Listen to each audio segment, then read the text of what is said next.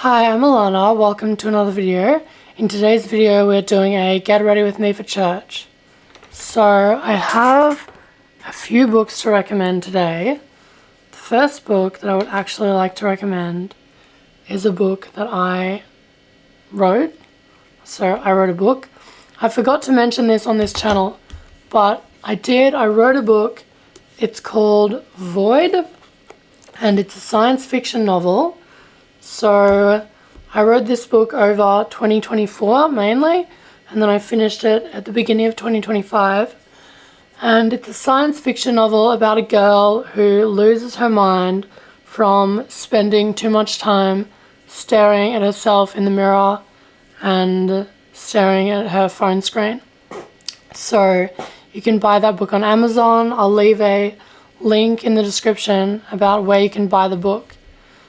And so that's my book. Then the next book that I would like to recommend. The theme of today's episode. Today I would like to talk about some of the great men of history. Some living, some dead, and some risen. So that brings me to the next book recommendation that I bring to you today is In the Realm of Hungry Ghosts by Dr. Gabor Maté. So this book is by Dr. Gabor Maté. Is a physician. I believe that he is a Canadian physician, but his ancestors were in the Holocaust. So he's Jewish and his ancestors were in the Holocaust, and he's a physician. And so he's actually written several books. I've read, one of his books is called When the Body Says No.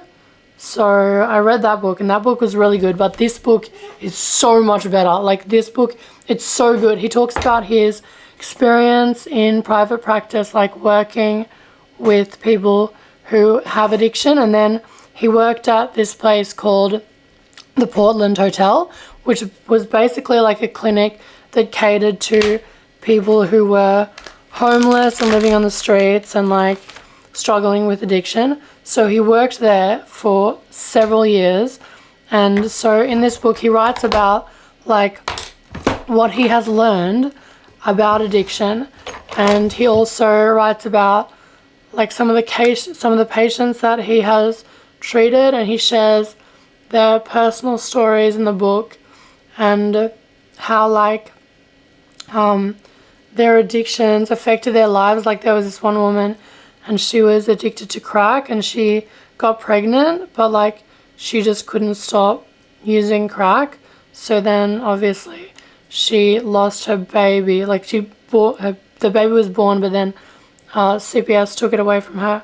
And like, there are other stories. Like, there was this one man, and he was just so racist,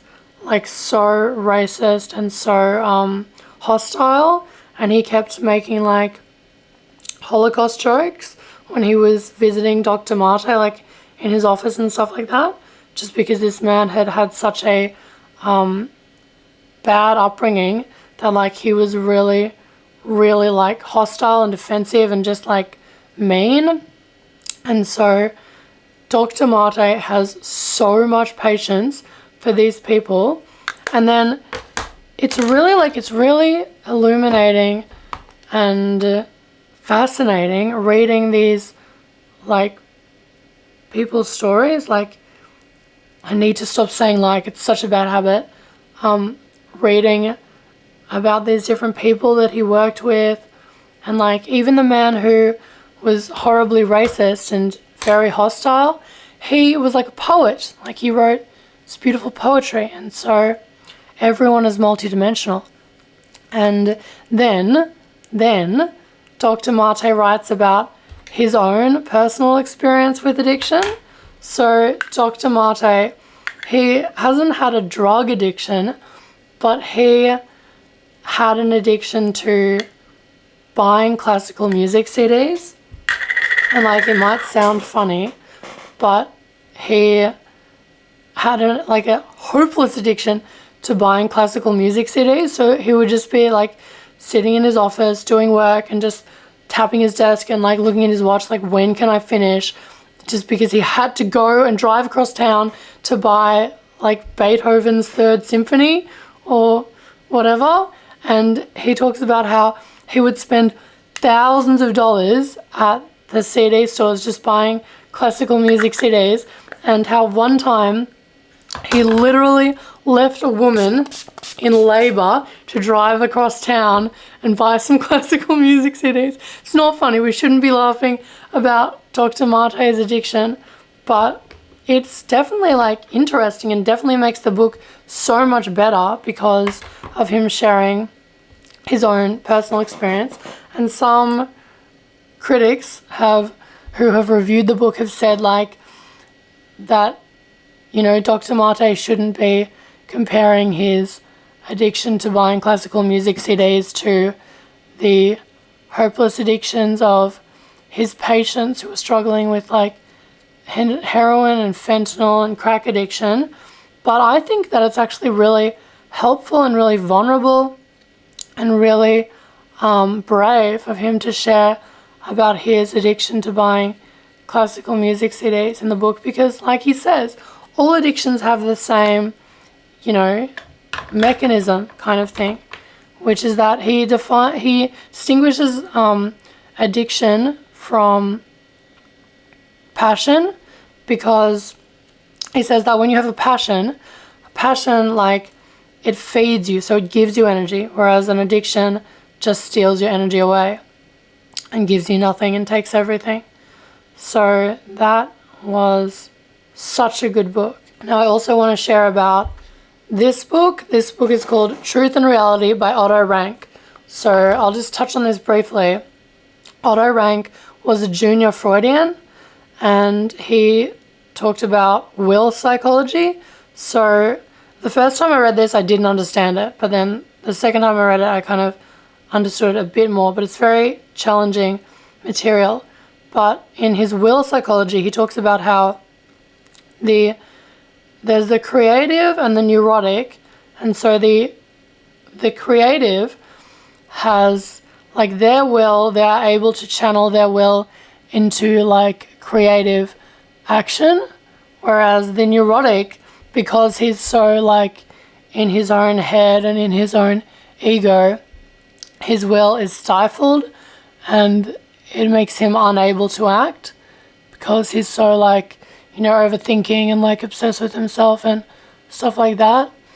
And he also talks about, so truth and reality, Otto Rank, his idea is basically that there is no objective truth apart from what we feel. So he says that truth and doubt both have no objective relation to reality. Their only like relation to reality is that they are in opposition to it. And he says that the only real truth is what I feel about something emotionally. So my inner life, like I have an inner life and my inner world, but then because I have a self, like an ego self, I have an idea of myself, and so I attach my inner world, I attach to things on the external world, and therefore I want to change them. And so it's my feelings about these things on the external world that create my truth, the truth of my experience. So that's basically Rank's idea. And now I'm running out of time, but finally I wanted to touch on a recent interview that I listened to with a man named Lee Strobel. Oh, Strobel? I think that's his name. And he was on an episode of the Sean Ryan show. Sean Ryan is another white guy with a podcast. And he had this episode called Who is Jesus Christ, the Son of God? And I listened to this episode, and Lee Strobel, that's his name, Lee Strobel, and he interviewed Lee Strobel. And Lee Strobel was an atheist, but then his wife became Christian, and so he had to, like, he went to Yale Law School, he studied law at Yale, and so he was like, oh, Like, I'm trying to be an atheist and here my wife has gone and converted to Christianity. How annoying is that? So he decided, like, oh well, I have a degree from Yale Law School. I will simply disprove Christianity. Like, I'll simply do my research and scientifically disprove the resurrection. And so he set out to do that. But over 2 years of research, he accidentally ended up proving the resurrection. Like, he accidentally ended up proving that Jesus did live. And so then he had to convert to Christianity. And then he wrote several books. I think he wrote 40 books. So he was talking about who Jesus is. And basically, like, how Christianity is different to other religions is that other religions are works-based. So they're like, you have to do this and this and this, and then you might get to heaven. Whereas in Christianity, Jesus, he died for you. So this salvation, it's a gift. So you don't need to do anything for it. So that is who Jesus Christ, the Son of God, is. It's a really good interview. You should listen to it. His name is Lee Strobel, and he wrote several books. I think one was called The Case for Christ. Yeah, The Case for Christ was the one where he accidentally proved to himself that Jesus was the Son of God. And so, thank you for getting ready with me for church today. You're beautiful. You're perfect. I love you. God bless you. If you're new, don't forget to like and subscribe to my channel.